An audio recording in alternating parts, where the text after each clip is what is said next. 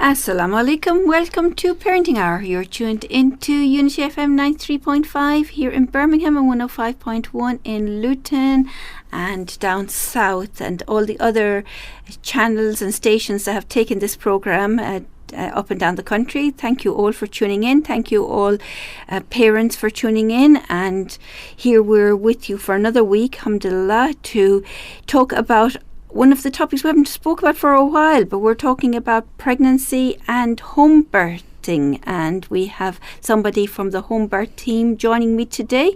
My name is Kathleen Roche-Nagi, and I'm here with you for the next hour. If you want to ring the studio, the number in the studio is 0121 772 8892.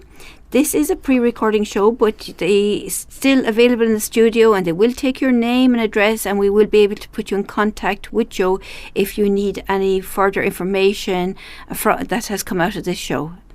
Okay, without ado, I'm going to introduce Joe, or welcome her back, because actually, Joe, you're not a stranger to the studio. It's been a little while, but we have had you here a lot before. You did. You invited us here. It was wonderful to come to you. Our team has been up and running for 6 years now. So when we first started, I came with a few other people. I think we did 3 programs together. I think so, at least. Yes, it was lovely. I remember the dads, when you brought the dads in, and listening to them and some of their stories, and I was really intrigued by them, by what they were saying and their experiences, which was lovely. Yes, that was great, wasn't it? It was lovely. We had a general programme, and then we invited a number of dads, and it's very good to get their perspective, particularly around home birth. They were able to talk really frankly about what it was like. There were some very entertaining stories. Very entertaining, yes. Worrying when you have a baby coming, but entertaining as well when everything turns out well. Oh, it all did. It's like watching one of the programs on TV called the Midwife. Indeed, it's entertaining, but yes, you see the risks as well that are involved in some of it. But we're going to talk about that today, and talk about home birthing team and how you actually analyse and make sure that there is not risks for home birth, that they are actually you're with parents, and there's more and more home births taking place. Yes, more and more. I think, as we become more of an established team, and we're a dedicated team, the midwives and the midwifery support workers who are working in the team, that is their main job, and so that's our speciality. We've developed more and more confidence, more and more sense of being relaxed around home birth, and it's something that just happens. We have it every day. We had a couple of home births yesterday, and we always post, actually, if you want to follow us, we've got an Instagram account, and it's just at Homebirth Team, all lowercase, and you can follow the Birmingham Women's Homebirth Team.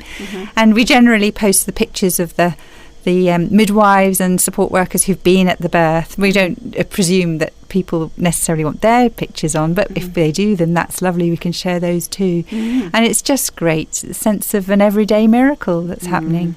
Yeah. It is such a miracle, and aren't you so privileged to watch that on a regular basis? It must really ground you, actually. It is fantastic. It is. It's really, really special. It is. It's a wonderful job. I've always loved attending home births. I've been a midwife for 26 years now. 26 years. And I've always attended home births, but then particularly the last 6 years have been fantastic with this team. I feel so proud we've got this service in Birmingham. I think it's fantastic. And how did that service begin initially? Why you're saying 26 years, were you doing home births back then, and then it kind of eased off, or what happened? We've always attended and supported home births, but it was on top of our regular jobs previously when we were just community midwives. We didn't have a dedicated team to support us. So it was sort of an extra, and so we were always a bit stretched, really, to fit it in with clinics and all the other stuff that we were busy doing. But I think the real history of this particular service, and actually, it's not just our trust that have got this sort of service.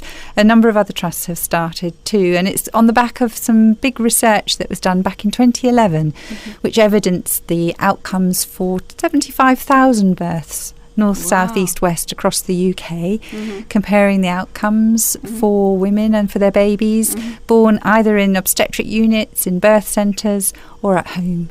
And it evidenced the safety of birth generally, and also particularly the safety of home birth as compared with birth in the other centres.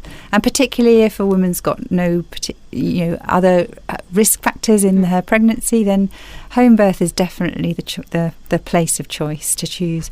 But interestingly, as we've carried on, we're really, initially we were really promoting it for second or subsequent births, but now we're really, very, very supportive of, we always have been, but we're particularly more supportive of women choosing to be at home for the first baby as well.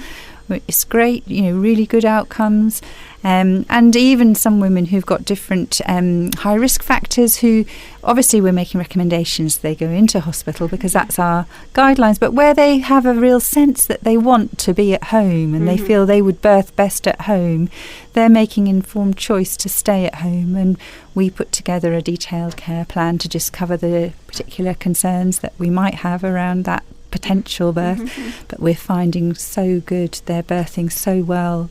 Just where you allow the natural physiology to happen and support it, they're having great. And of course the home home is usually much more relaxed, and you can have a cup of tea if you're able to drink, or you can move from one room to the other, or your toilet where it is, and you don't have to worry about other people passing by. It's like in hospital. So there's lots of positive things happening. Definitely. I think in your own home, everybody's home is different. I'm not making any assumptions about what people's homes are. Some people's homes are places of sanctuary. Other people's homes are a little bit more sort of chaotic. And we support women whatever home they're in. And obviously we try to get to know people ahead of time, so we can help prepare the space a little bit with them. So but sometimes it's not so easy. One of the sections of the community we're really trying to reach out to is the people of Sparkhill, Sparkbrook here in Birmingham, which is part of the area that we cover, South Birmingham, and particularly the Asian community. And I think some of the things that come up for those people, those women, they're maybe not living their own home, they're living with their in-laws, so they don't have sort of the sense of ownership of the space in the same way.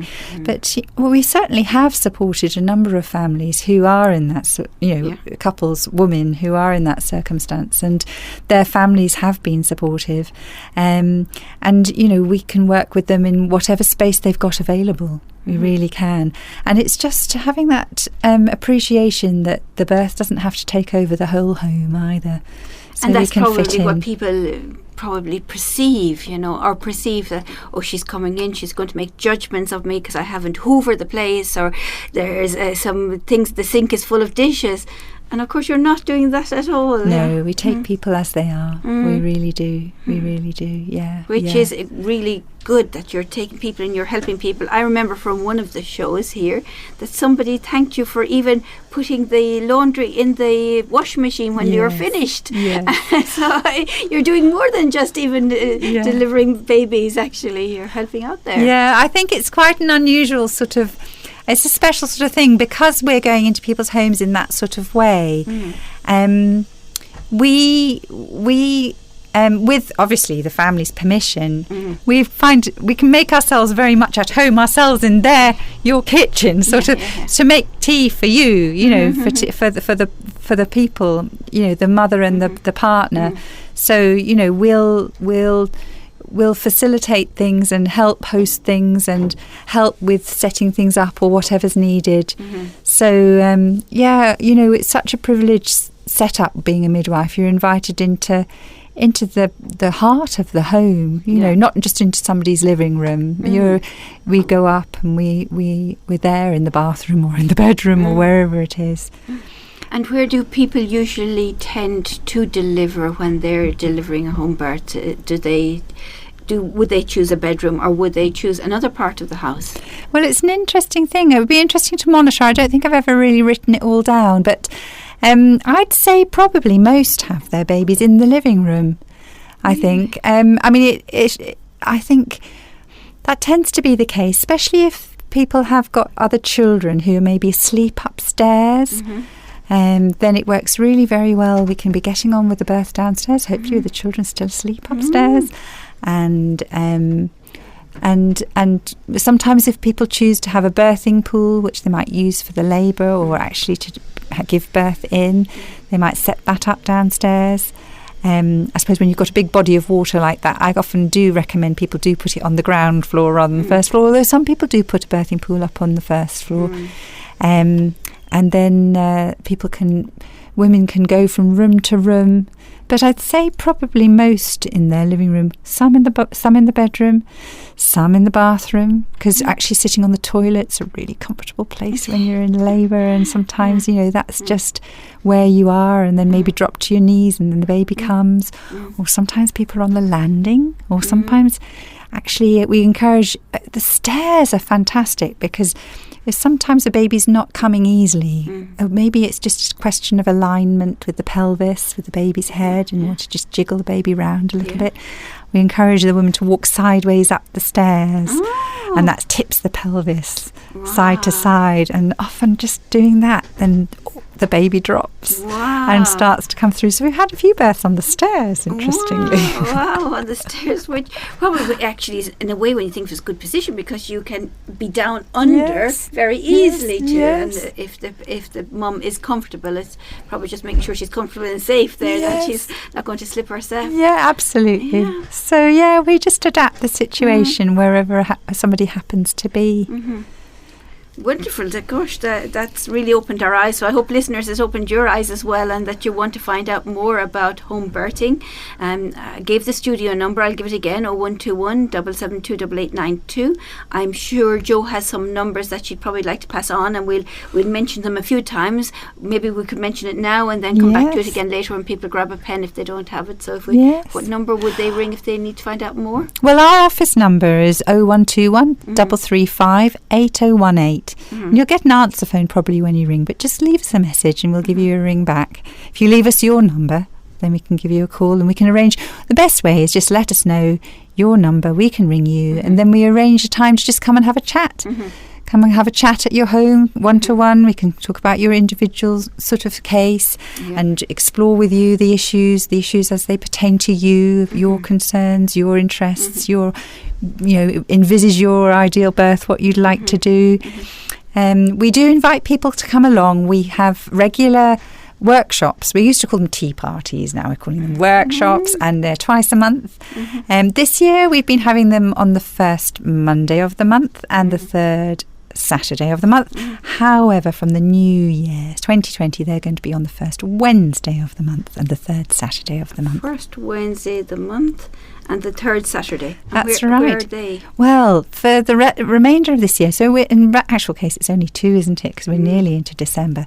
They're at the Women's Hospital in the Education Centre, but from next year we're going to be relocating. We're going to be at Touch Base Pairs on the Bristol Road, which is a wonderful facility, and it's really accessible in terms of public transport. It's just beside Selly Oak Station, or it's on the number 11 bus that goes around, or it's on one of the 60s buses that goes up and down the Bristol Road, and there's a stop right outside. There's a car park round the back. Oh, there's a car park there as well. Yes, that's very handy indeed. Yes, it's very accessible. Yeah. And it's a lovely venue, and there's a cafe there. And we're going to what it was actually. It's a centre for people with disabilities as a base camp. It's linked with the charity Sense. Interestingly, so that's been going a long time, that charity. But there are people who go there for daycare, but then also there's all sorts of other things. It's a very inclusive space, so it's very light and spacious. There are arts activities and music activities, and there's a branch of the library within it. And so we are going to coincide on the third Saturday of the month with the Sling Library. So this is a baby sling library. And there are some people, I think they had home births with us actually, who are really promoting baby carrying, so carrying your baby with you rather than having a baby in a push in a pram or a distance from you. Naturally, human beings really we've evolved from carrying our babies, and so these slings are very comfortable to hold your baby close to your body, either on your front or on your back, or and very useful if you've got more than one children actually, because you might have one in a buggy and be carrying the baby and looking after the baby, so it's very very good. And then on the Wednesday one, so the first Wednesday of the month, and these are both going to be, I think we're going to be there 10 till 11:30. We're going to be coinciding with the cloth nappy group, Nappy Library. I think they're called, I have got to try and say this properly because it's a bit of a tongue twister. Cloth Bum South Brum. So South Brum Cloth Bum. So they're about washable nappies, reusable nappies. And, you know, with the situation we're in at the moment with needing to reduce waste and reduce carbon emissions, all that, just thinking about the impact of a new baby in this world, really trying to do your best to do that. This is one way to find out about what we can do. Babies go through so much nappies, and the disposable nappies they stay forever. They do indeed. They don't rot down for hundreds of years or at all. So I use terries for my son. They were so good because they're so easy to dry, just the single thickness of just hang them out and dry. Get there, and sunshine would bleach them clean. Great. Bleach them white after they've been washed clean.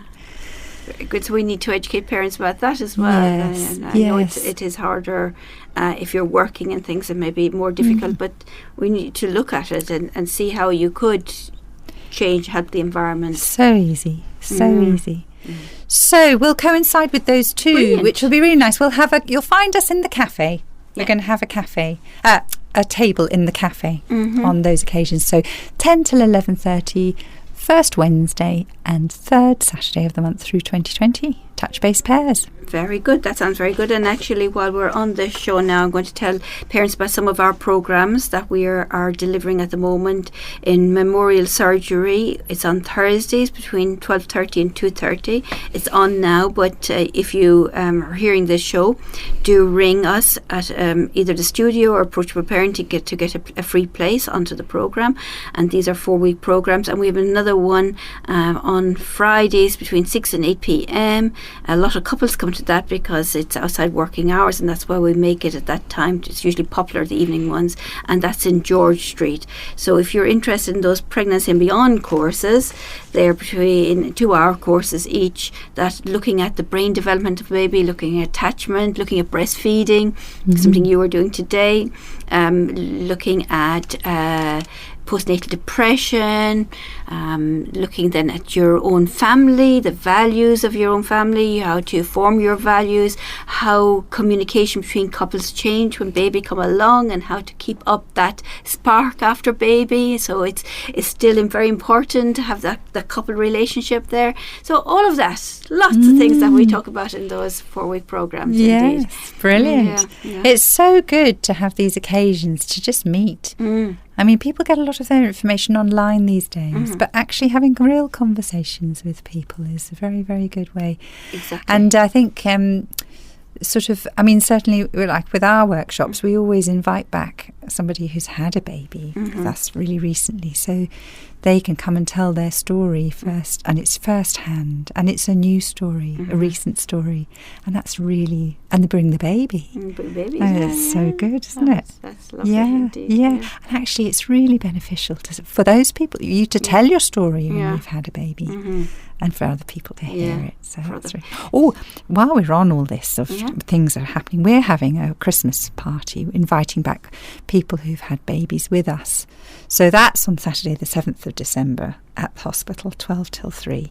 So come and meet the Homebirth team and meet all these mothers and babies and their families. Excellent. So this show will actually be aired on Tuesday the 3rd. So that just really fits in, good, doesn't it? Which should be really good that people can go to that on the 7th indeed.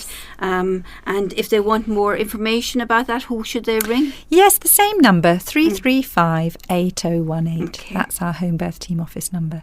Great. There's lots of these occasions, and just one more and then we can move on to talk about other things, because we are popping up. We're doing sort of pop-up Homebirth team info sort of sharing. Sinead, who I'd hoped would be today here with me, but she's needed to be busy doing something else this afternoon. But she's one of our midwifery support workers I work very closely with, especially in the Sparkbrook area. She and I are going to be at Spark Hill Baths on Thursday the 5th of December in the morning. And we've also been going along to Moseley Road Baths on Monday mornings just to meet with women who, because those are times when women, particularly women swims, and meeting with women who perhaps are having babies, but not just by any means. So we're meeting with grandmothers, aunties, sister-in-laws, of just women of the community, because this programme and these occasions are so important just for having home birth talked about and people aware, and changing the culture of a couple of generations of where it has been hospital birth and all those misconceptions about that hospital was the desired place, the best place, because it isn't. And I think that's what's really important, to just put home birth into the mix and actually really promote the benefits of it for people, so they know they can really make an informed choice. Good. And know that we've got this wonderful service, which is wonderful. And there's so many good services, good things that you do there. We need to get that message across to people and how they can engage with that. Actually, just before we go talking a bit more about it, I also want to remind you about the Baby Buddy app, because we have a Baby Buddy app. We're trying to promote that for you too. Are you? Yes, it's really good. So this is I have a leaflet up here just reminding us, but I have one downloaded on my phone as well. Free Baby Buddy app that you can put a hijab on the lady in your picture, on your avatar, in front of you, and you can put in the date of birth, and of course it reminds you of appointments, it reminds you of questions maybe to ask the midwife, or it answers a lot of the questions in there in the first place, and some of the things that come on up, you may have the answer there, or it may say, no, ask your midwife this is important to ask or discuss. So there's lots of great videos, great tips, great information in there to get parents to download that. So all parents should know about Baby Buddy app, so please pass on the message to anybody you know that's pregnant, if whether a mum or a dad, or if grandmother is in the caring role as well, so that they can download it also and find out about what's on the app. All we need in Approachable Parenting Back is the first name of the person, that's all, first name, and the first part of your postcode. So B10, B12, B16, B whatever it is, and just phone us with that information or text us with that information, so we can pass that information back to Baby Buddies to say, yes, we are doing what you've asked us to do. So brilliant if we can get that message out there as well. So let's go back to, and we don't have that long before break now, but we have potentially a lot of pregnant mum listening in to us today. Maybe they've just discovered that they're pregnant, some maybe further down the line have gone to their doctors, etc., and are deciding, where do I go, what hospital do I choose to have my birth, and haven't heard about home birth team, or haven't come across it or thought about it. So what information could we give them in a couple of minutes, and we can come back after the break and talk more about it. But how would we start? How would we talk to these parents, these new mums or dads? Well, probably the first way that people do find you get the support that they need in their pregnancy is when they do, if they're registered with the GP, let the GP know, and then they get in touch with their local midwife. You can circumvent the GP and go straight to the midwife if you know and how to.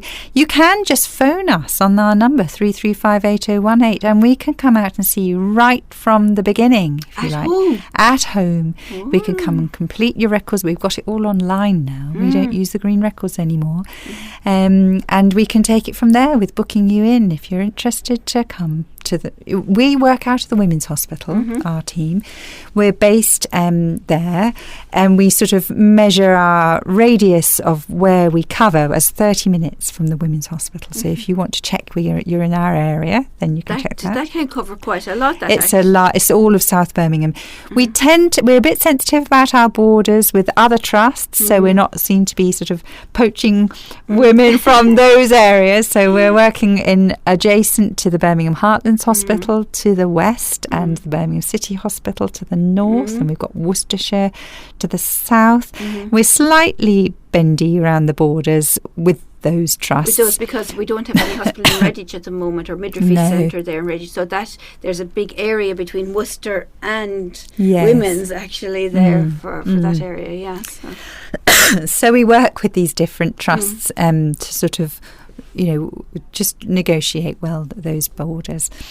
But that's the rough guide, really. So you can contact us directly, or through your community midwife, or via the GP. And then the way we work, because we cover 8 till 8 day and 8 till 8 night. That's the way we do it between the team, to be on call for births. We take it in turns, so we're covering 24 hours a day, 7 days a week, 365 days of the year. Because we're doing that, we tend not to have clinics, so we don't have to cancel a whole string of people who have got arranged appointments if we're called to a birth. We're busy. So we tend to be going to women's homes, or see them in whatever place is convenient for them. I've met people at their workplace. I've met people just at a cafe with a convenient sort of area to meet. Wow, that sounds wonderful. We're going to have to come back to this after the commercial break, because we have to take a commercial break, although the midwives do not do that. They don't take any break at all. They're there 24/7, 365 days as a team. So join us after this commercial break for our listeners, inshallah. Assalamu alaikum. Assalamu alaikum. Welcome back to Parenting Hour. You're tuned in to Unity FM 93.5 and 105.1 if you're tuned in Luton. We are talking to Joe here from the Homebirth teams, and we just had a short commercial break, and we were right in the middle of talking about the services that you provide and how to contact women. And you were saying, which was really surprising before the break, that you actually have met people out in their workplace. I didn't know that there was such a privilege. Yes, I have. Yes, wherever it's convenient, really. It really is. It's trying to meet people where they are. And so you come along with your little bag and I have my little bag.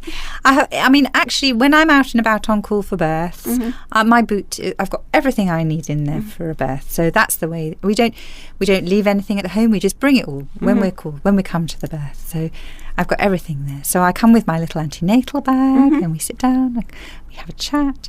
And, it's just the same components for the antenatal check that the midwife will do at the regular clinic. So, I can just do a urine test and do a blood pressure test. The only thing just to accommodate, so sort of if we are meeting in different places, somewhere to lie down so I can just measure the mum's tummy and have a listen to the baby's heartbeat. So that's just sensitive to arrange where it's possible to do that, but that's not always too difficult. That's quite easy to arrange. Wonderful. So we've got everything we need just in the boot. That's the way I work it. Great. And so, yes, you were asking about when people get in touch. So some people, right from the beginning, they know they're pregnant. I think, interestingly, some people, they just they already have a sense of a picture or a sense of where they might have their baby before they even get pregnant. I think some women already are sort of dreaming their births ahead of time. So we have them right at the beginning, or sometimes they come to us when they've had that initial discussion with their regular community midwife, and then they come over to us for the remainder of their care. Or sometimes, even at the very, very end, we've even had women referred to us when they're in labour. So one community midwife got in touch. She said this woman who she knew was feeling very tense. She'd been into the hospital, to the birth centre, and she felt when she went in there that she felt panicky about the place. She didn't feel good, relaxed in a hospital environment. And the community, she liaised, talked to her community midwife about how she was feeling. And the community midwife said, "Do you think you can take her on at this late notice? It's all been a straightforward, normal pregnancy." We said, "Of course."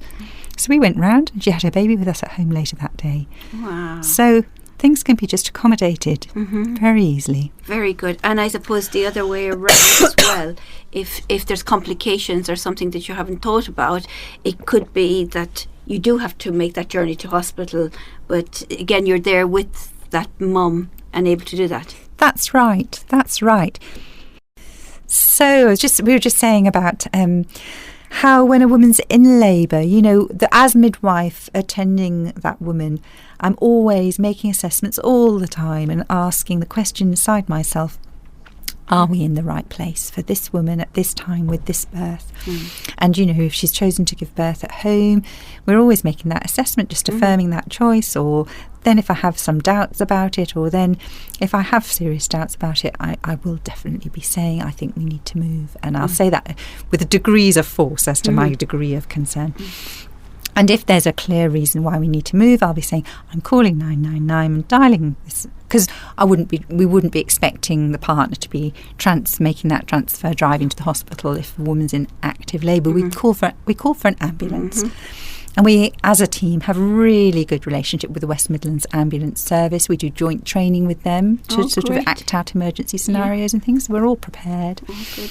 So we ask them to attend, and they are providing sort of wheels in the first instance for transport, but also skills to back us up. So if we need their skills to back us up in the home environment, that's really great. But if we do transfer in, and it needn't be an emergency, we are aiming to move acting on early concerns, so we're in the right place. So you're continuously monitoring, so you can make that decision early rather than later. Definitely. Obviously, if things happen unexpectedly, we are prepared, we're equipped, we deal with what's what, and we deal with situations, and we have really good outcomes all around. So if we are transferring into the hospital, one of us, the midwife who's been looking after them, will travel with her in the ambulance. And so, if I haven't actually had it yet, although I nearly did the other day. There was a woman we did transfer in. I think when her waters went at home, she arrived and she was in really strong labour, and her waters went just seconds after I arrived, and there was thick meconium in the water. If that's when the baby's had a poo, and you can see that the waters are discoloured. If it's thin meconium, we stay at home, and if the baby's heartbeat's all right, we stay at home. But in this instance, it was quite thick, so our guidelines is to move into the hospital. So we've got paediatric support at the hospital should we need it. And in the ambulance, I really thought she might have the baby on the way. It was really, all the signs were there that the baby was really close, really coming. And, we would have been able to, she would have had privacy, we could have just pulled over, we would have managed it within the ambulance if the baby had chosen to arrive. But she managed to breathe through such that we got to the hospital. It was perfect, actually, and she had the baby and we had the support we needed. And, so we had arrived in the appropriate place for her in time. So as I say, I haven't yet had a birth in the ambulance in transit, but that's always a possibility. But generally, also, when we're doing that bit with a 30-minute radius, we can facilitate a transfer quite quickly, and that's 30 minutes by a normal vehicle, not by ambulance. So when we put the blue lights on, we can just go straight through the traffic, and we can get in very, very quickly when needed. Brilliant. That's really good. Yes, you can. So but it's very rare, really, that we need to transfer. I think the statistics have been for women having a second or subsequent baby choosing to stay at home, it's only about 10% transfer. And then for women having a first baby, 30%, something like that. It's changing. It's reducing because actually I think we're managing situations more positively and able to... And we're not taking any unnecessary risks with any of it because we want the best outcomes always. But, women are able to stay at home. We're able to just keep things normal. Great. And that's the beauty of home birth, because at home where you can labour in your own environment with people who you trust and who you know are looking out for you, caring for you, and have their attention ready for you and not being distracted with other things, women labour really well because the hormones of labour flow. And though we are mammals and naturally, if you think about all other mammals, they'll go away to nest and have privacy and be sort of, have this little tucked away space to give birth. And human beings aren't so different, actually. I think that's why you can get these births in the bathroom, the tightest little corner of the house, whatever it is sometimes. So women need periods of time when they feel unobserved. And I'm just thinking about another birth I was at just recently. I was we listen into the baby's heartbeat just like we would do in the hospital every 15 minutes for a full minute through first stage of labour and more frequently second stage. But in between, I want to sort of make myself scarce. I can hear how the woman's behaving, what's happening, but sometimes I'll just go to the other room if I feel that my presence might just detract from her focus if she's getting on with things really well herself. So I leave well alone, but Great. Just paying attention. Just be there, yes. Other times women want us more in there, and I might be helping with massage or whatever. And breathing, helping them to breathe, reminding them of the breathing, I'm sure, as well. Yeah. And are you there alone, or is there two of you, or is there more than two of you? We always have a primary midwife, and then when it looks like the baby's coming, we'll be calling a second, and it's usually a midwifery support worker, and that's something we've really pioneered and developed at the Birmingham Women's, and it works really well. Very occasionally we have a second midwife, but our main second these days is this maternity support worker, midwifery support worker, who's had very particular special training to be birth attendant, to help with dealing with emergency situations, to give that appropriate care alongside the midwife. They also help us postnatally with breastfeeding support and all sorts of other things. It's a very fulfilling role, actually. Very, very positive about it. And these maternity support workers are just fantastic. Great. Yeah, and I'd hoped, as I say, Sinead would be with me. She's one of them. We'll have her on the next programme. We definitely. It would be nice to get her experience indeed. Yes. And if there was somebody listening in that, say, mum didn't have such good English, for example, and they're a bit worried about that, is there ways of managing this? Maybe dad does, but and dad might be in the house or not in the house, but how would we cope with that? Yes, well, we have this situation regularly. It's just in our working with Birmingham's population that we have to make provision for all sorts of languages, and we do that in the hospital and in the clinic situation, and then for us at Homebirth we've got the facility of online telephone interpreting service. But we also there are link workers who we are able to draw on, and traditionally we've had those employed by the Birmingham Women's Trust, but then there are others who are employed by BUMP, which is the Birmingham United Maternity Project. And so these are women who are working within their communities, and they may be Urdu speaking or Arabic speaking or whatever community it is that they have that language and that connection. So they are available for us to call as support, and we can work with them. And I've attended home births with the link worker also in attendance, which is lovely. And sometimes we've been able to, they've got to know each other antenatally, and then it's been very natural to invite the link worker to the birth too. Like you say, other members of the family often do step into that role, which is we try and use that sensitively. It's important to be able to facilitate a non-member of the family who will speak the woman's language. But obviously, if the partner speaks English and can facilitate that works well. Interestingly, we've had there's one memorable situation where a woman, she's deaf, and so she uses sign language to interpret, and she had a home birth with us.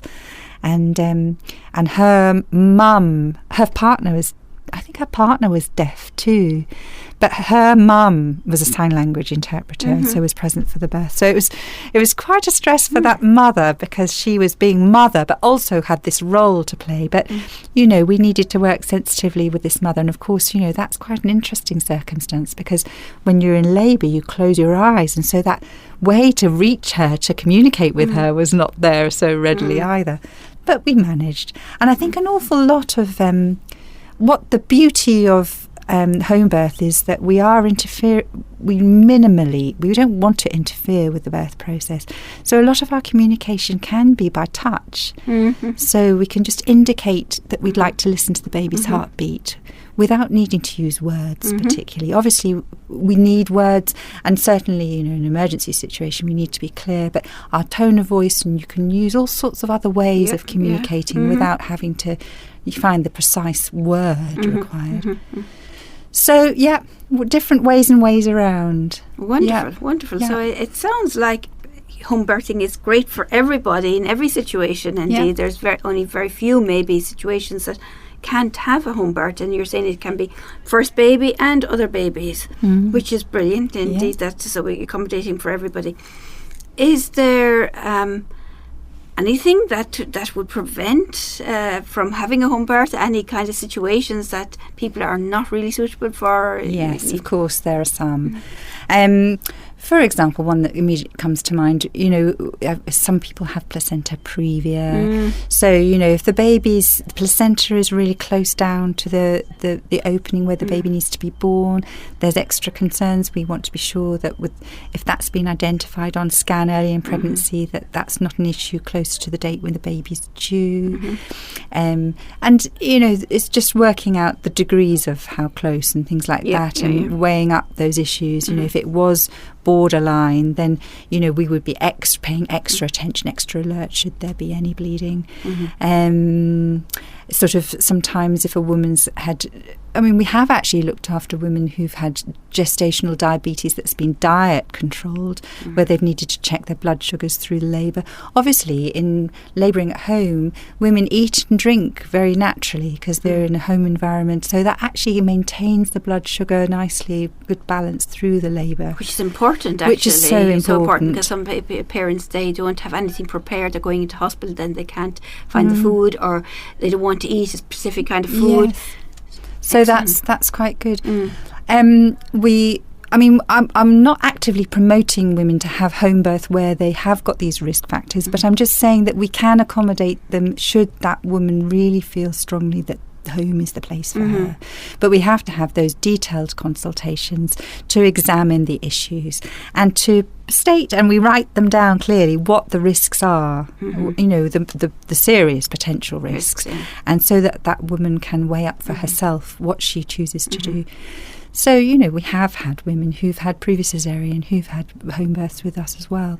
But, generally, our recommendation is for women who've had no problems to stay at, that there's nothing to preclude them staying at home. The other issues need much more careful consideration. We do that in discussion with the consultant obstetrician, with the consultant midwife, and we deliberate and take our time over really helping women to make their own choices. And I think that's one of the things that is very fulfilling about our role and our relationship with women, because we can work in that partnership way, and women and their partners can become very expert in looking at evidence and weighing things up for themselves. But we do take seriously, there's that level of weighing up evidence and risk in your head, and then there's also this sense that sometimes women have very strongly about their bodies, about where they feel they want to be and where they would labour best. And, it is ultimately their choice. So, we can make recommendations, and sometimes we make strong recommendations, but actually it's women's choice that we uphold. Yeah.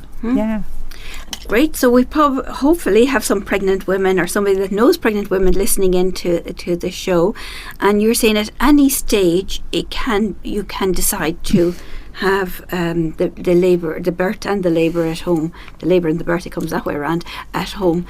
And if they decide, so maybe somebody is in labour and they decide, yes, I really want to stay at home, but it's the weekend. Would they still ring this number, or what would they do? Or should they really not make those connections beforehand, so they're building up, as you say, that ideally building up that relationship? It's much, much better if we've got the relationship beforehand and we've made the plans. It's not so easy when it's just spontaneous and in the moment. We've never met before. But like I said, there was that one instance where memorably we picked her up when she was in labour. We have at different times done that more or less, but we're tending to book people in advance more. So the sooner we can know about you, the better. So we can prepare, and we can be. I think it just does make such a difference. Also, if when a woman's ringing when she is in active labour, if she gets to speak I mean, it's not essential because we're very skilled as midwives to be building up that rapport and bond with people very immediately. But, if you are ringing up and she happens to get a midwife she's already spoken to, then you think, oh, I'm ringing a friend. I know. I know that person. I can put a face to that name. And also, likewise for me, if I'm on call of a night and I get a call at 2-3 a.m. waking me up and I'm thinking, oh yes, so I know I can picture this woman and I can picture where she is and I can sort of explore with her on the phone to know in detail how she's getting on. So better beforehand. But we have when we're a little busier than we were, which is really good. So we're having about 12 home births a month with the team, and quite consistently now, which is brilliant. But when we were sort of building up and wanting to get more numbers, we were saying, when women were ringing in to go to the birth centre when they were in labour, then we were saying to them, would you like the home birth team to come to you? So offering it at that point. But then it's a bit sort of sudden for women to suddenly think, maybe I'll stay at home at that point. So better beforehand. So is there more information when they go to the GP or go in the initial visit to find out about home birth teams? Is it something that's discussed as a routine now, as much as it is taking blood pressure and doing those initial checks? It should be. It should be part of the consultation that women are having with their community midwife. It's not so much through the GP, although GPs are gateholders to this sort of sharing of information as well, gatekeepers. But it's mainly through the community midwife. So they should be sharing with women. They some of them are very good, some have not been sharing so much. I'm not quite sure why, but I think it's happening more and more, and really it should be coming into the conversation at an early point for all the women that did you know we've got home birth service, this, that, the other. If you go, we've got the app, we've talked about different apps, the Buddy app, the Birmingham Women's and Children's Hospital has got an app, and if you download that app and go into the section Our Services, you can go through to a whole section about the home birth service. So it's all on there as well. So it's just finding different ways to make sure that people get to hear. Good, so that's really good, and we're getting the message out today. We've got a few minutes left in the show to get that message across. So how best can we use that time now we've got left, and what do we need to say? Maybe we should think about the advantages of home birth. In your experience now, and all the home births you've done, and all the different families, and I know a lot of them have been Muslim families, and they've been from different backgrounds also. What have the families kind of fed back to you as the advantages of why they did this, why they chose home birthing?